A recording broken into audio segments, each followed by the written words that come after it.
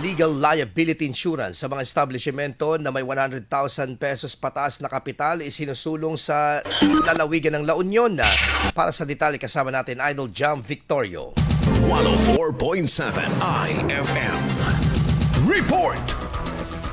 Isinusulong ng isang mambabatas sa La Union ang pagkakaroon ng public legal liability insurance ng mga may-ari at operator ng mga gusali, istruktura o anumang establishmento na may kapital na 100,000 pesos pataas. Sa ginanap na regular session ng Sangguniang Panlalawigan, binigyan diin ang kalagahan ng pagkakaroon ng ganitong uri ng insurance ay hindi lamang proteksyon para sa mga negosyo, kundi pati na rin sa publiko laban sa hindi inaasahang aksidente o pinsala sa loob ng mga establishmento. Sa ganitong paraan, masisiguro ang seguridad ng mga mamimili at mapapalakas ang tiwala sa lokal na komersyo. Nag-ugat ng panukala mula sa karanasan ng mga establishmento sa lalawigan noong nakaraang taon na lubhang naapektuhan ng paranalasan ng mga nagdaang sama ng panahon. Kabilang dito ang isang iconic na cafe na tinatagpan noong 1980s na tuluyang winasak ng bumagsak na puno dahil sa malakas na hangin dulot ng bagyong Emong. Hinihikayat naman ang mga may-ari ng mga negosyo na maging responsable at magpatala sa public legal liability insurance bilang bahagi ng mas malawak na advokasya para sa mas ligtas at maayos na kapaligiran sa lalawigan ng La Union. Kasama mo mula dito sa IFM Dagupan, ito si Idol Jam Victorio. Tatak,